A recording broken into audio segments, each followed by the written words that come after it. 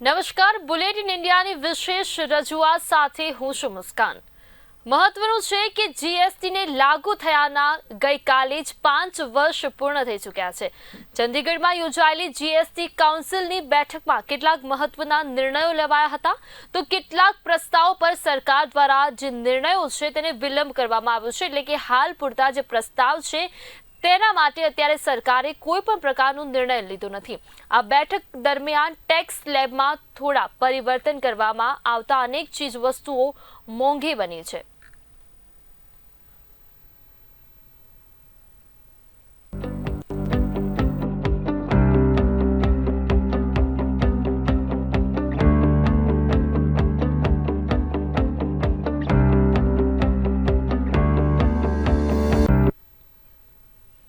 મહત્વનું છે કે જૂન 2022માં જીએસટી કલેક્શન 1.44 લાખ કરોડ રૂપિયા પર પહોંચ્યો હતો। આ કલેક્શન ગત વર્ષની તુલના કરતા 56% જેટલું વધુ છે। આ મામલે વડાપ્રધાન નરેન્દ્ર મોદીએ ટ્વીટ કરી જણાવ્યું હતું કે જીએસટી એ પ્રમુખ ટેક્સ સુધારશે, એટલે કે ક્યાંક ને ક્યાંક ઇઝ ઓફ ડુઇંગ બિઝનેસ સાથે આ જે જીએસટી છે તે આગળ વધી શકે છે, પરંતુ કોંગ્રેસે ક્યાંક ને ક્યાંક આ ટેક્સને ગબ્બરસી ટેક્સ પણ ગણાવ્યો હતો। આ બધા દાવા પ્રતિદાવા વચ્ચે સવાલ એ છે, જે ઉદ્દેશ્ય સાથે જીએસટી લાગુ કરવામાં આવ્યો હતો એ ઉદ્દેશ્ય પૂરો થયો છે કે કેમ? મહત્વનું છે કે જીએસટીમાં અત્યારે દિન પ્રતિદિન વધારો કરવામાં આવતો હોય છે। અત્યારે નજીવી જે વસ્તુઓ છે, જીવન જરૂરિયાતની વસ્તુઓ પર પણ અત્યારે જે જીએસટી છે તે લગાવી દેવામાં આવ્યું છે। ખાસ કરીને મહત્વનું એ છે કે અત્યારે ડ્રોઈંગ જે ઇંક છે તેના પર પણ જીએસટી લાગુ છે, ખાવાની વસ્તુઓ પર જીએસટી લાગુ છે, એટલે કે કહી શકાય કે જે ઉદ્દેશ્ય સાથે જીએસટીની શરૂઆત કરવામાં આવી હતી, શું એ ઉદ્દેશ્ય અહીંયા પૂરો થયો છે કે નહીં? આજે આ જ વિષય પર આપણે ચર્ચા કરીશું। જીએસટી લાગુ થયાને ગઈકાલે એટલે કે 1 જુલાઈએ 5 વર્ષ પૂર્ણ થયા છે, અને આ 5 વર્ષ પૂર્ણ થયાની સાથે જે સરકારે એટલે કે આપણા વડાપ્રધાન નરેન્દ્ર મોદીએ જે ઉદ્દેશ્ય સાથે આ જીએસટીની શરૂઆત કરી હતી એ ઉદ્દેશ્ય પૂરો થયો છે કે નહીં એ જોવાનું રહ્યું।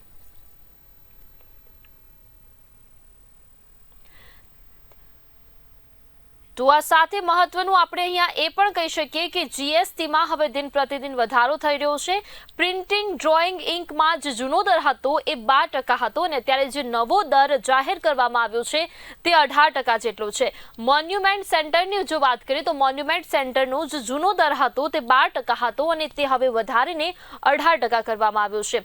ખાસ કરીને એલઈડીની વાત કરીએ, એલઈડી હવે દરેક ઘરની એક પ્રાથમિક જરૂરિયાત છે, તો તેનો પણ દર વધારીને હવે 18% જેટલો કરવામાં આવ્યો છે।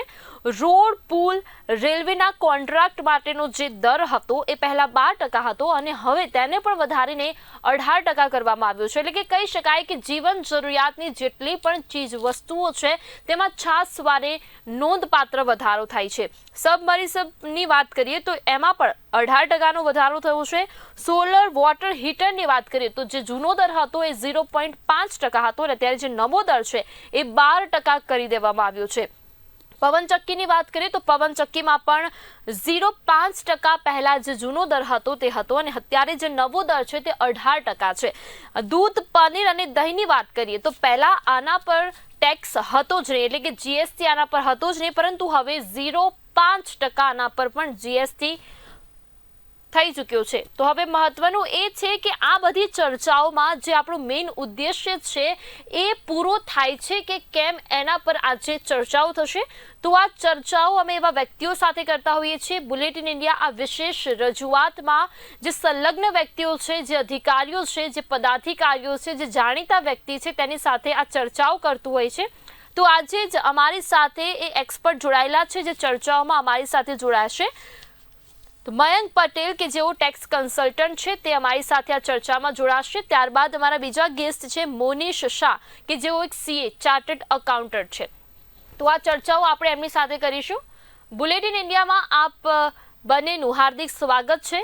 મહત્વનું કહી શકાય કે જીએસટીને પૂર્ણ થઈ હવે ક્યાંક ને ક્યાંક 5 વર્ષ પૂર્ણ થયા છે। તો મારો પહેલો સવાલ મનીષજીને રહેશે। મનીષજી, ખાસ કરીને વાત કરવામાં આવે તો જીએસટી લાગુ કરવામાં આવ્યો છે, તો આજે આપણે એ વિશે પણ સમજીશું અને દર્શક મિત્રોને સમજાવીશું કે જીએસટી નું સફર 5 વર્ષથી લઈ કેવું રહ્યું. પહેલા જ્યારે શરૂઆત થઈ હતી અને ત્યારે એના 5 વર્ષ પૂર્ણ થયા છે, તો આ સફર જીએસટી નું કેવું રહ્યું? મોનિશજી.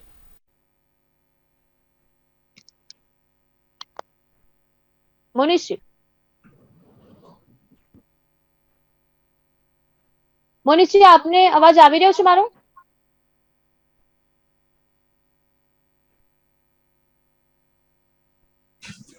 મોનિશજી, અવાજ આવી રહ્યો છે?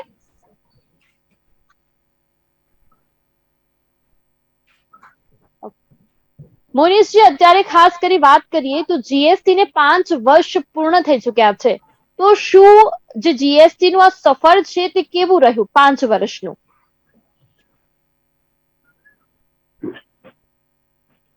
મોનિશજી,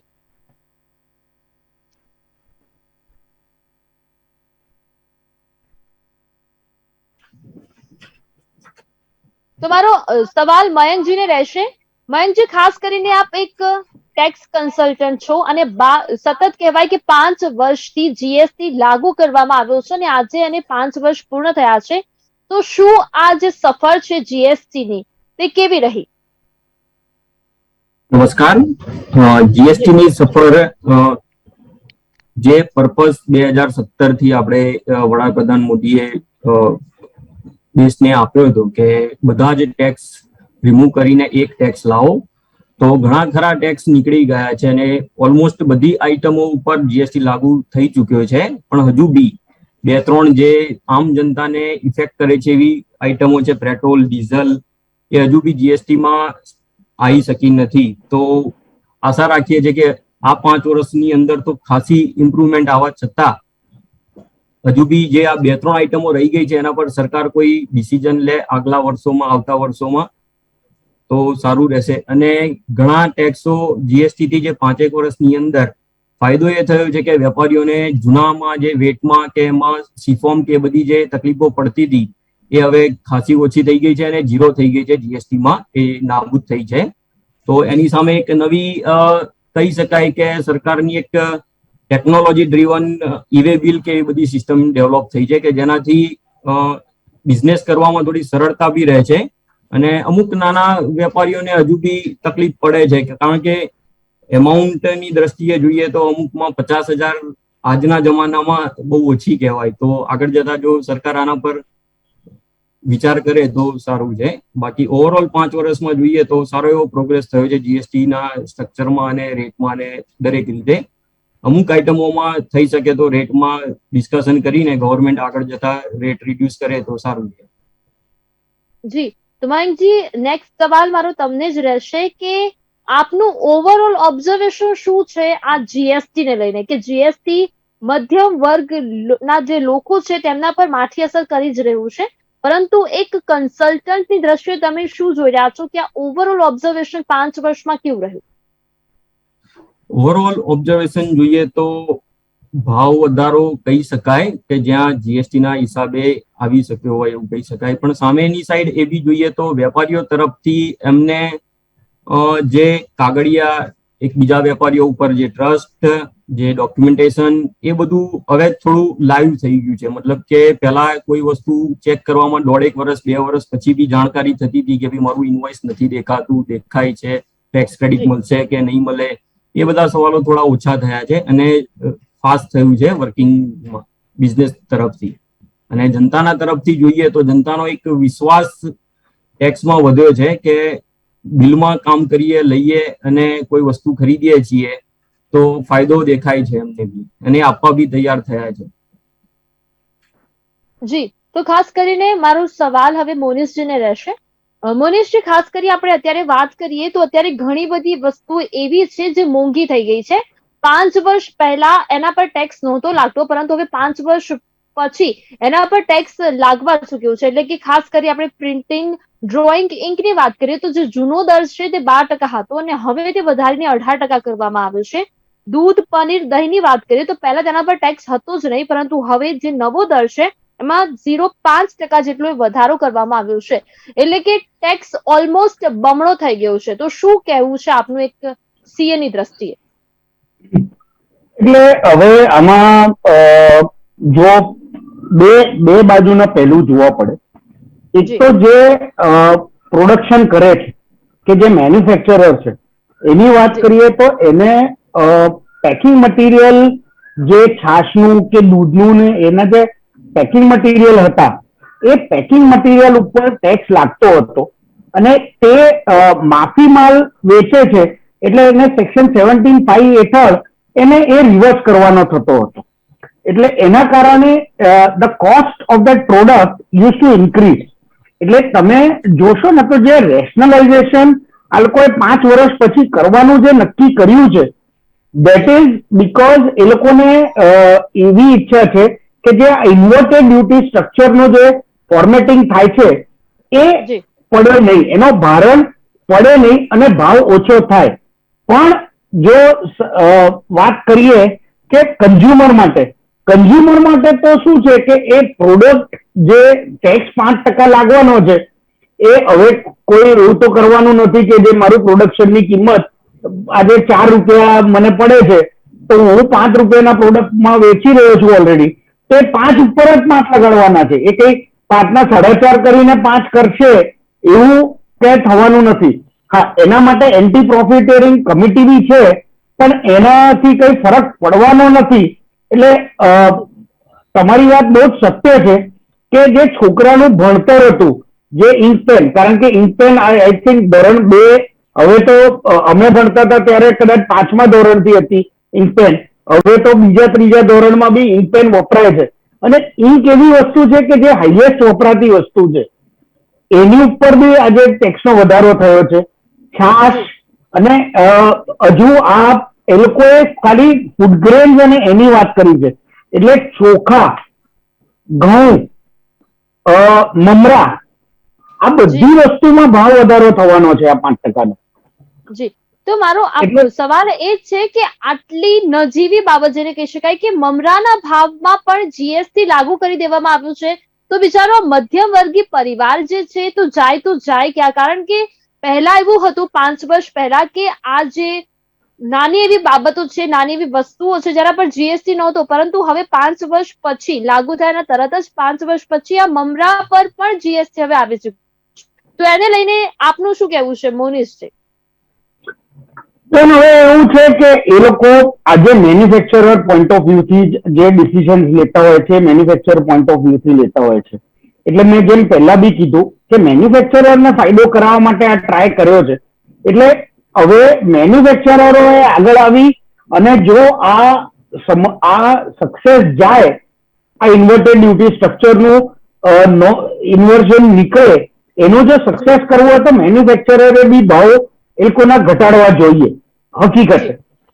પણ એ નથી ઘટવાના. એટલે સામાન્ય નાગરિક જે મારા તમારા જેવો છે જે મમરા રોજ બપોરે કદાચ નાસ્તામાં હલકો ફૂલકો નાસ્તો છે એટલે એ ખાય જ છે, એ મોંઘવા થવાના જ છે અને એના પરપ્લેક્શન્સ બધા ઘણી બધી જગ્યાએ આવવાના છે. એટલે મોંઘવારી સામે લડવા સિવાય હવે કોઈ બીજો રસ્તો નથી અને એ લડવાનું જ છે, બીજું તો શું કહી શકાય બેન. જી, તો મારો હવે સવાલ મયંકજીને રહેશે. મયંકજી, ખાસ કરીને આપણે વાત કરીએ તો અત્યારે જે રીતે મમરાની વાત કરવામાં આવી કે એક સામાન્ય બાબત છે કે એક મધ્યમ વર્ગીય જે પરિવાર છે તેના માટે બપોરનું ભોજન હોઈ શકે, પરંતુ હવે મારે એક વાત અહીંયા રજૂ કરવી છે કે ખાસ કરીને પહેલા આપણે હોસ્પિટલમાં દાખલ થઈએ તો જે રૂમનો જે ચાર્જ છે તે 2000 કે 5000 થાય તો તેના પર ટેક્સ નહોતો, પરંતુ હવે જીએસટી 5000 રૂપિયા જો તમારા રૂમનું બિલ થાય છે તો તેના પર પણ જીએસટી હવે ચૂકવવાનું રહેશે.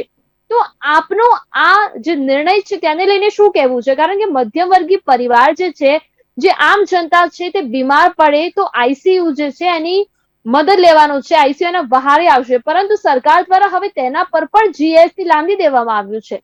મયંકજી, સરકાર તરફથી આ છેલ્લી મીટિંગમાં નક્કી કરવામાં આવ્યું છે કે હોસ્પિટલોના રૂમ ભાડા કે જેનું પર ડે નું ભાડું 5000 થી વધારે છે એના પર હવેથી જીએસટી લાગુ પડશે.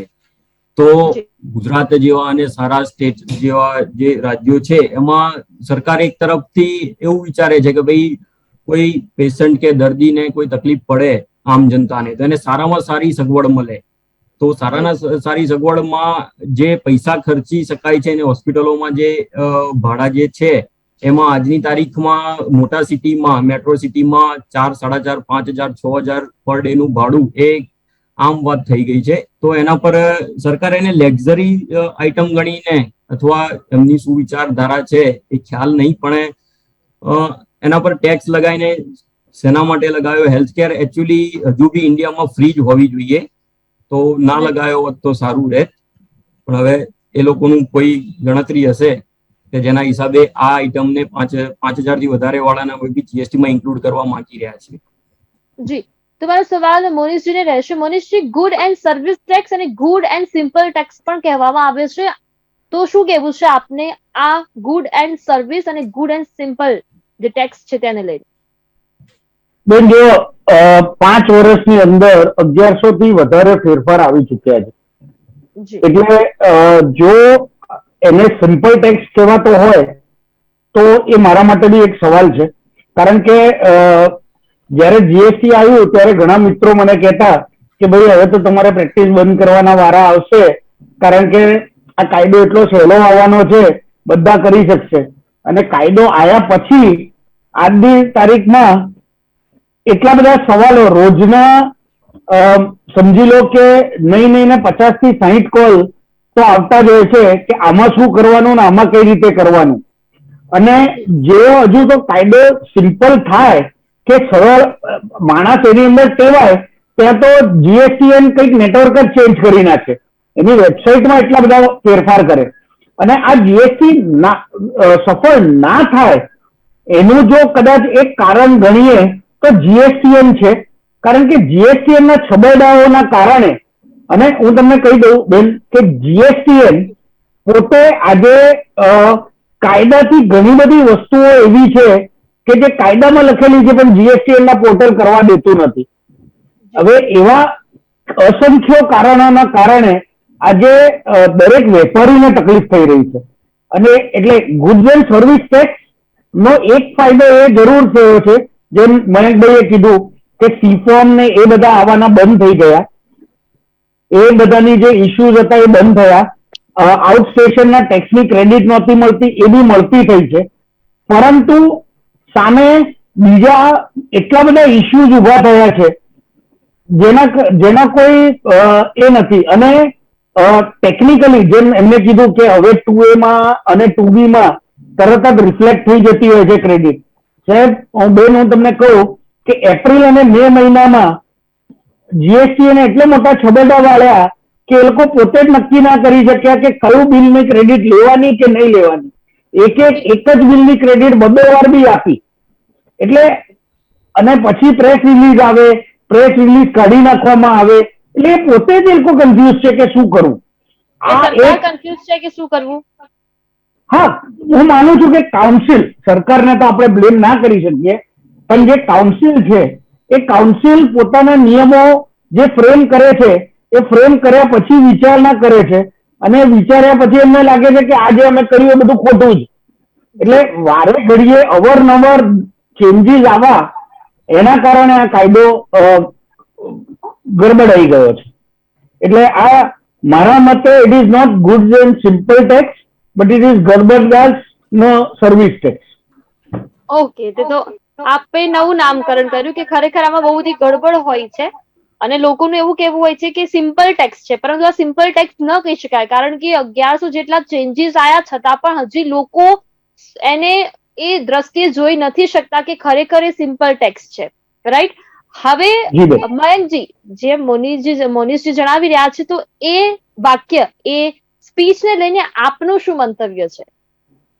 એમનું કેવું સાચું છે કે ગુડ્સ એન્ડ સર્વિસ ટેક્સ તો કહી જ શકાય એવું નથી હજુ બી 5 વર્ષ થયા પછી બી. કારણ કે ઘણી વખતે જે પોર્ટલના છબરડા છે એ વિચારાધીન થી બી વધારે હોય છે, અલગ રીતે એ લોકો બતાવે છે. જેમ કે એમણે કીધું કે 4થા અને 5મા મહિનામાં, તો આ વખતે તકલીફ એવી પડી હતી કે અમારે 4 દિવસ કે 5 દિવસનો ટાઈમ હોય છે કે 15 તારીખે સામેવાળાના ખરીદીના બિલો દેખાય પછી 20 તારીખ સુધીની અંદર ગણતરી કરીને ટેક્સના કેલ્ક્યુલેશન કરવાના હોય છે. તો પોર્ટલ તરફથી 2 દિવસ સુધી તો કોઈ અપડેટ આવી નહીં, અને જે ટુબી ની અંદર રિફ્લેક્શન આવે પછી 17 કે 18 તારીખે એ લોકો પ્રેસ રિલીઝ કરે છે પોર્ટલની સાઈડ પોર્ટલ ઉપર કે તમે તમારા બુક્સ ઓફ અકાઉન્ટના રીતે ગણતરી કરી દો. પછી 2 દિવસ પછી એ પ્રેસ રિલીઝ ડિલીટ બી થઈ જાય છે સાઈટ પરથી. તો આવા ઘણા છબડાના હિસાબે એવું થાય છે કે ઘણી મિસ્ટેકો થાય, અને પછી પાછળથી એવું થાય કે જે ટેક્સ વેપારીઓને ગણતરી કરીને આપ્યો હોય અથવા જે ભર્યો હોય તેમાં ઓછું ભરાયું હોય તો વ્યાજ કે બધું નોટિસ આવવાના ચાન્સીસ વધી જાય છે. તો સરકારને અને GSTN ને વિનંતી છે કે પ્રોપર એનું નેટવર્ક હજુ બી સ્ટ્રોંગ કરે, જ્યાં મિસ્ટેક છે ત્યાં ઇન્વેસ્ટમેન્ટ કરે અને અપડેટ કરે. તો આગળ જતા આવતા વર્ષે કદાચ કહી શકાય કે ગુડ એન્ડ સર્વિસ જે સિમ્પલ ટેક્સ જે નામ છે એના યથાર્થે ઉતરે. જી બેન એક વસ્તુ મારે હજુ ઉમેરવાની છે. કોરોના કાળ હતો, કોરોના કાળમાં ગવર્મેન્ટે રિટર્નની ડેટ વધારી. આજની તારીખમાં સેન્ટ્રલ જીએસટી એટલે કે CGST માંથી અત્યારે નોટિસીસ આવી રહી છે કે તમે રિટર્ન લેટ ભર્યા છે એટલે ઇન્ટરેસ્ટ ભરો, પણ જે ડેટ એ પકડી રહ્યું છે એ દર મહિનાની 20મી તારીખ પકડી રહ્યું છે. હવે આ 20મી તારીખના બદલે ડેટ તો એક્સટેન્ડ થયેલી હતી, એટલે દરેક વ્યક્તિએ એ પ્રમાણે રિટર્નો ભર્યા અને તે છતાં તમે ઇન્ટરેસ્ટ આપો. હવે એનો અને એવું નથી કે એ લોકો પોતાની ભૂલ સ્વીકારે છે, એ લોકો એમ જ કહે છે કે તમે જવાબ આપો.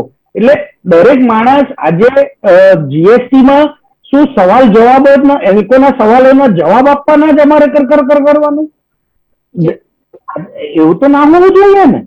જી, એટલે કે ક્યાંક કઈને પોર્ટલમાં મિસ્ટેક હોય છતાં પણ જવાબો આપને આપવાના રહેતા હોય છે, પોર્ટલમાંથી કોઈ છબરડો થયો હોય છતાં પણ. જી, મારો સવાલ મયંકજીને રહેશે. મયંકજી, ઇન્ડસ્ટ્રીયલ જે બોડી છે આ GST ને કેવી રીતે જોઈ રહ્યું છે? ઇન્ડસ્ટ્રીઝ બોડીઝમાં તો એવું છે કે ત્યાં મોટા વેપારીઓનું જે એસોસિએશન છે એમના તરફથી જ એવું લાગી રહ્યું છે કે દરેક રિપ્રેઝન્ટ એમનું જ થઈ રહ્યું છે. નાના વેપારીઓ કે જેમનું ટર્નઓવર 2 કરોડ 5 કરોડથી નીચે છે એ લોકોને હજુ બી તકલીફ પડી રહી છે, અને જાહેરાત એવી થાય છે કે એમના માટે કંઈક સરળ કરી રહ્યા છે, જેમ કે એમના માટે કંઈક QRMT કરીને સ્કીમ લાયા હતા, ક્વાર્ટરલી રિટર્ન મંથલી પેમેન્ટ. એમાં જો સાહેબનું ફેસ ઉપર એકદમ સ્માઇલ આવી ગઈ, કારણ કે જે રિયાલિટી એ લોકો જાહેરાત કરી રહ્યા છે કે 3 મહિનાની સ્કીમ છે, એકચ્યુઅલી 3 મહિનાની સ્કીમ છે જ નહીં. ત્યાં એવું છે કે દર મહિને તો ગણતરી કરવાની છે ને દર મહિને આપણે પેમેન્ટ બી કરવાનું છે. તો એ કઈ રીતે ક્વાર્ટરલી કે 3 મહિના ત્રિમાસિક સ્કીમ થઈ? આવા ઘણા હજુ બી કન્ફ્યુઝિંગ વાળા જે છે એ સોલ્વ કરે અને ક્લિયર કટ મેસેજ કે ગવર્મેન્ટ તરફથી ક્લિયર સ્કીમો બી લોન્ચ થાય કે રિટર્ન ભરવામાં જે સરળતા કહેવામાં આવે છે એ રિયલમાં સરળ થાય એવી આશા રાખીએ છીએ આગળ જતા.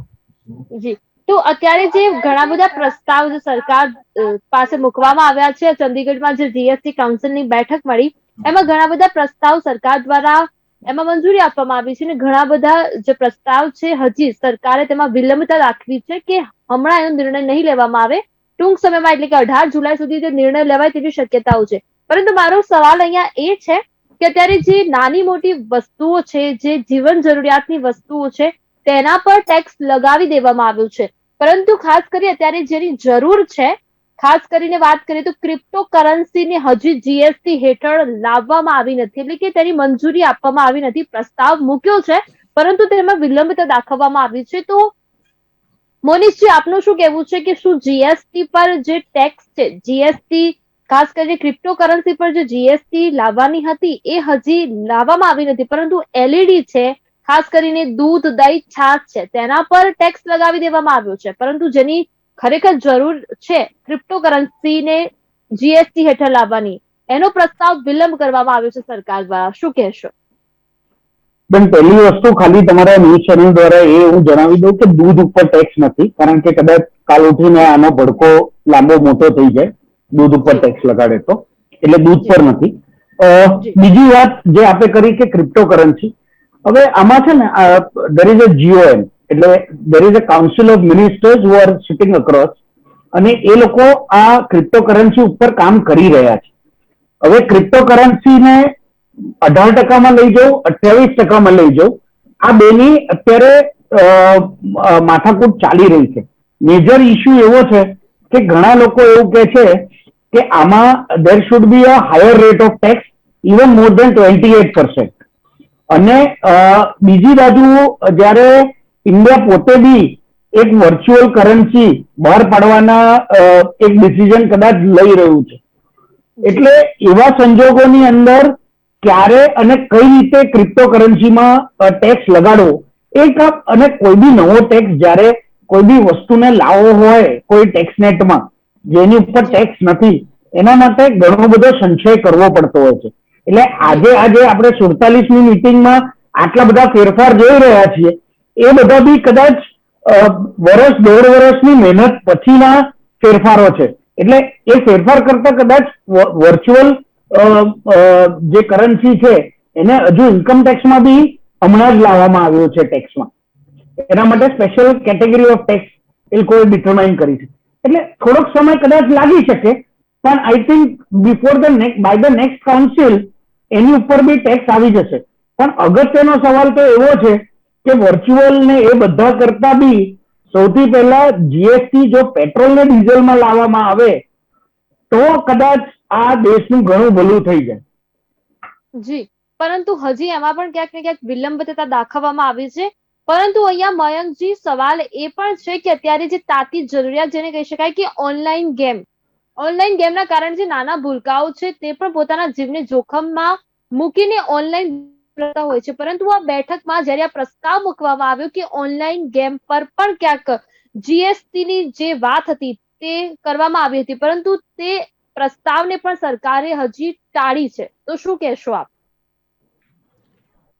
તો ઓનલાઈન ગેમમાં જીએસટી નો પ્રસ્તાવ આવ્યો છે અને ગેમિંગ ઇન્ડસ્ટ્રી તરફથી રિપ્રેઝન્ટ થયું છે, એટલે સરકારે આ 47મી મીટિંગમાં ડિસિઝન લીધું નથી અને કંઈક 15 દિવસ પછી ફરીથી એ લોકો મળવાના છે અને એના પર અપ્રુવલ કે જે બી રેટ ડિસાઇડ કરવાનો છે એ નક્કી કરી રહ્યા છે. કારણ કે ગેમમાં એવું છે કે હવે તો જે ગેમર ડેવલપર છે, ગેમ ડેવલપર વાળા બી એ લોકો કહે છે કે ભાઈ અમારી આ સ્કિલ બેઝ ગેમ છે, કે જેમ કે ક્રિકેટમાં સ્કિલ બેઝ ગેમ છે એવું એ લોકો કહી રહ્યા છે. પણ સરકાર તરફથી માનવું એવું છે કે ના, આને એ લોકો એક સટ્ટો અથવા કોઈ બેટ ગેમિંગ ગણી રહ્યા છે. તો બેટિંગમાં આપણે ઇન્ડિયામાં બીજા બધા જે હોર્સ ટ્રેડિંગ કેવા જે છે એમાં હાયર રેટ ઓફ ટેક્સેશન લાગી રહ્યા છે. તો એ રીતે એ ડિસાઇડ નહીં થઈ રહ્યું, એટલા માટે એનું પણ નજીકના ભવિષ્યમાં લાગી રહ્યું છે કે 15 દિવસ કે એકાદ મહિનાની અંદર અથવા નેક્સ્ટ મીટિંગમાં આ લાગુ પડી જશે. જો એ સ્કિલ બેઝ હોય તો 12% કે 18%માં લઈ જાય તો સારું છે. જી, તો ત્યારે ખાસ કરીને આ બંને એક્સપર્ટ દ્વારા આપણને કહેવામાં આવી રહ્યું છે કે ખરેખર જીએસટી છે, જીએસટી નું ઓબ્ઝર્વેશન અમને 5 વર્ષમાં કર્યું છે. ખરેખર તેમને એવું કહેવું છે કે સરકાર દ્વારા, એટલે કે ક્યાંક ને ક્યાંક આ પોર્ટલમાં પણ છબરડા હોય છે, કારણ કે એ જેમાં કામ કરી રહ્યા છે તેમાં પણ એમને ક્યાંક ને ક્યાંક ઘણી બધી મુશ્કેલીનો સામનો કરવો પડતો હોય છે. તો આ જીએસટી ના 5 વર્ષ ગઈકાલે પૂરા થયા છે, પરંતુ હજી પણ જીએસટી અમુક મહદ અંશે ઘણી ખરી એવી વસ્તુઓ છે જેના પર હજુ લાંદી દેવામાં આવ્યું નથી, જ્યારે જરૂર છે તેના પર, છતાં પણ સરકાર દ્વારા હજી પણ એમાં વિલંબતા દાખવવામાં આવી છે. મારો સવાલ હવે મોનિશજીને રહેશે. મોનિશજી, જેમ આપણે જીએસટી નું નવું નામકરણ કર્યું તેમ બીજું પણ એક સ્લોગન છે, વન મિશન વન ટેક્સ, એના પર તમે શું કહેશો? હાલ તો બેન એવું છે કે વન નેશન વન ટેક્સ છે. એટલે અત્યારે તમે જુઓ તો તમે ગુજરાતમાંથી પરચેસ કરો કે તમે મહારાષ્ટ્રમાંથી પરચેસ કરો કે તમે રાજસ્થાનથી પરચેસ કરો, બધી જગ્યાએ જે બી વસ્તુ છે એની ઉપર એક જ ટેક્સ લાગે છે. એટલે માની લો કે તમે મોબાઈલ ફોન લો, બધી જગ્યાએથી તમને એની ઉપર 18% લાગતા હોય તો 18% લાગે. પણ જે અગાઉ વેટમાં આવું હતું નહીં. વેટમાં દરેક રાજ્યને પોતપોતાની છૂટ હતી. પણ જો જીએસટી કાયદો જે લોકોએ વાંચ્યો હોય બરાબર રીતે, તે લોકોને ખ્યાલ જ છે કે અમુક વર્ષો વીતી જશે પછી there will be an allowance, એટલે દરેક રાજ્યને 2% સુધી એમાં ડિફરન્સ કરવાની છૂટ આપવામાં આવેલી છે. એટલે અત્યારે નહીં પણ ક્યારેક, એટલે થોડા સમય જતા એક પોસિબિલિટી છે કે વન નેશન વન ટેક્સ નું જે સપનું છે તે કદાચ પાછું તૂટી બી શકે. મારો આ બંનેને એક કોમન સવાલ છે. આપણે અગાઉ વાત કરી કે ખાસ જીએસટી એ નજીવી બાબતો પર, ખાવાની વસ્તુઓ પર, હોસ્પિટલની આપણે વાત કરી કે હોસ્પિટલ પર પહેલા 2000 રૂપિયા સુધી કોઈ પણ પ્રકારનો ટેક્સ લાગતો ન હતો, પરંતુ હવે જો આઈસીયુમાં તમે એડમિટ થાવ છો અને ખાસ જો તમારું બિલ 5000 ની ઉપર જાય તો પણ તેના પર હવે જીએસટી લાદી દેવામાં આવ્યું છે. પરંતુ મારો સવાલ આ બંનેને એ છે કે હવે બેંક પાસબુક જો તમે લો છો તેના પર પણ હવે જીએસટી લાદી દેવામાં આવશે, તો આપ આ બેંકની જે પાસબુક છે તે લો છો બેંક પાસેથી, તેમાં પર જીએસટી લાગશે, તો આને આપ કઈ દ્રષ્ટિએ જોઈ રહ્યા છો મોનીશજી? બેન, પહેલી વસ્તુ તો એ પાસબુક નથી, ચેકબુક છે.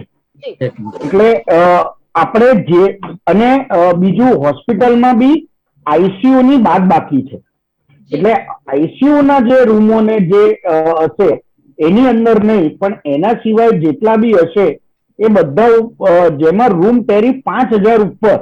હવે કાયદાની દ્રષ્ટિએ જોવામાં આવે તો આમાં બી એક સંશય છે હજુ કે 5000 રૂપિયાના રૂમ ટેરિફ, કારણ કે પ્રિન્સિપલ સપ્લાય, કમ્પોઝિટ સપ્લાય, ઘણા બધાની આમાં ચર્ચાઓ થશે. એટલે અને આપણે બધા બી જાણીએ છીએ કે દરેક જણ ટેક્સ જોડે ગડમથલ કરે જ છે.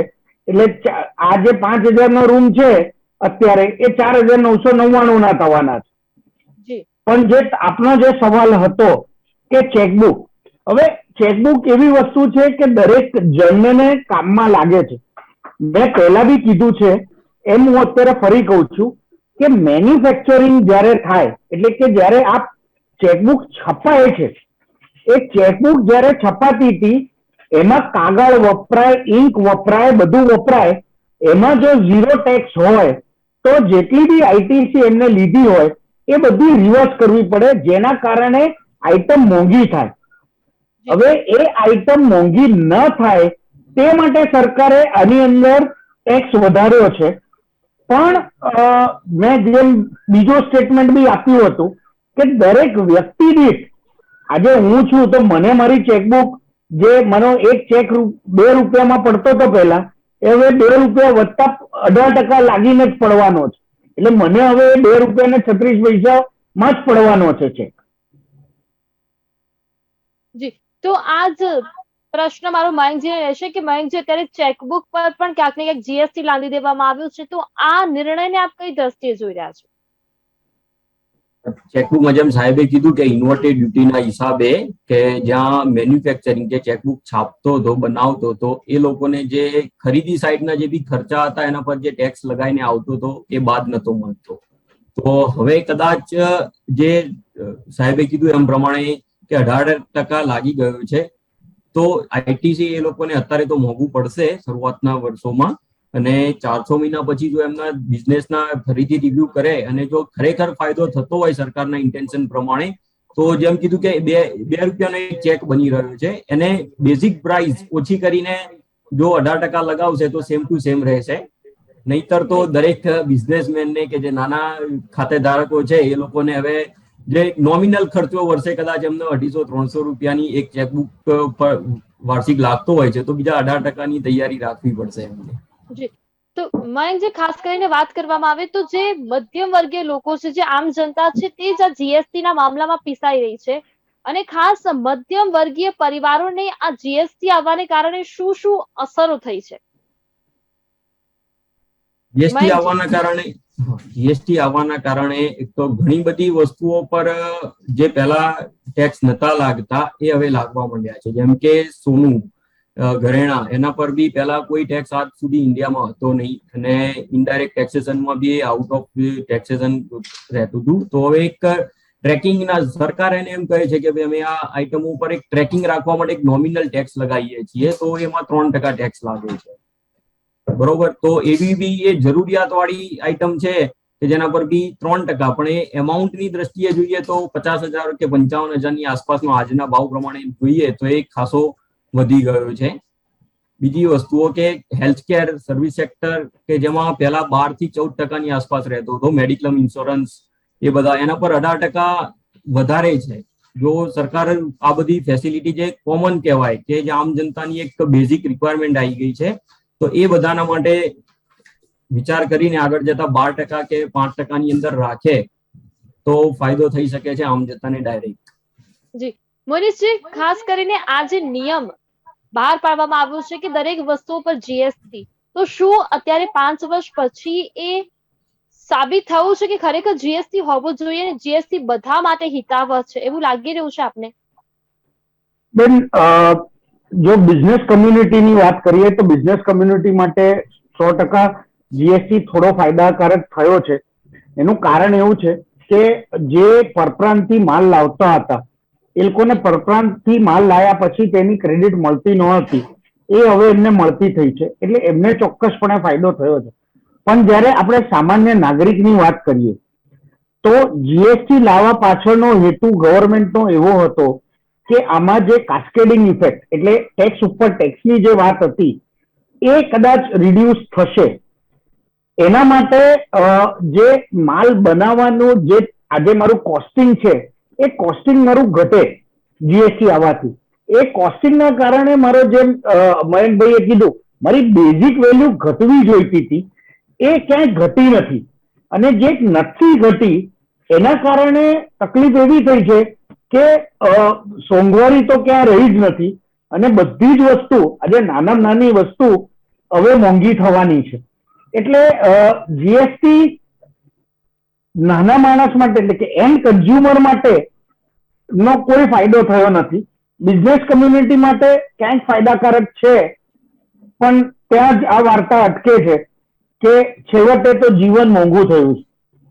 જી, અત્યારે સવારે ઉઠતાની સાથે જ કોઈ પણ ન્યૂઝપેપર પકડો, મીડિયામાં તમે જુઓ તો મને નથી લાગતું કે કોઈ પણ વસ્તુ પર જીએસટી વધારો ન થયો એવા આપણે ન્યૂઝ ન સાંભળ્યા હોય, કારણ કે સવારે ઉઠતાની સાથે જ આના પર આટલો જીએસટી વધી ચૂક્યો છે, આના પર આટલું જીએસટી વધી ચૂક્યું છે. તો મયંકજી, ખાસ કરી એક ટેક્સ કન્સલ્ટન્ટ હોવાને લઈને હવે 18 જુલાઈએ પણ ઘણી બધી એવી વસ્તુઓ છે જેના પર ટેક્સ વધવાનો છે, તો શું લાગી રહ્યું છે કઈ કઈ વસ્તુઓનો 18 તારીખે સમાવેશ થશે કે હજી આ વસ્તુઓ પર પણ ટેક્સ વધશે? મને ખબર છે કે કોઈ પણ વસ્તુ પર ટેક્સ વધવાનો હવે બાકી નથી, પરંતુ 18 જુલાઈએ સરકાર બહાર પાડવાની છે કે હજી જેટલી વસ્તુઓ બાકી છે તેના પર ટેક્સ છે, તો શું લાગી રહ્યું છે કઈ વસ્તુ પર વધી શકે?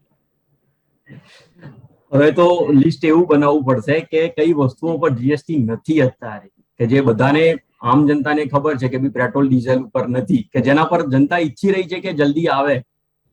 જી, જનતા ઈચ્છી રહી છે કે એના પર જલ્દી આવે તો એનું, અને બાકીની દરેક આઈટમ પર જોવા જઈએ તો સરકારે એક જીએસટી રેટ રેશનલાઇઝેશનના નામે કોઈ બી વસ્તુ પર બાકી રાખવા નથી માંગતી કે ભાઈ કોઈ જીએસટી રેટ બાકી રહે એના ઉપર.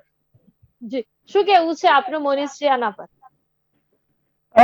બેન, જો વાત કરવામાં આવે તો હજુ બી શાકભાજી અને અમુક જે છૂટક મળતા કરિયાણા છે એમાં આજની તારીખમાં હજુ બી ટેક્સ નથી અને કદાચ નથી લાગવાનો.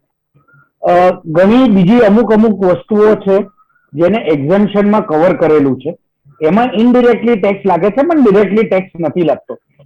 તો એવી ઘણી અમુક વસ્તુઓ છે જે મારા મતે મને બી એવું લાગે છે કે આમાં ટેક્સ જો લાગવામાં આવે તો શું થાય કે બધું એક સરખું જ થઈ જાય.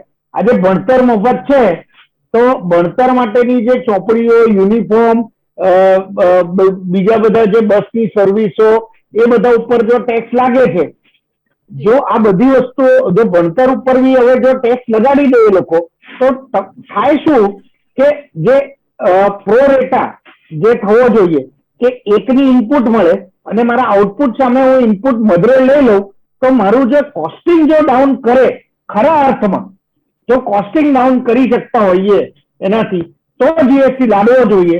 નહીતર આ જે જીએસટી વધારી રહ્યા છે એનો કોઈ હવે રહ્યું નથી.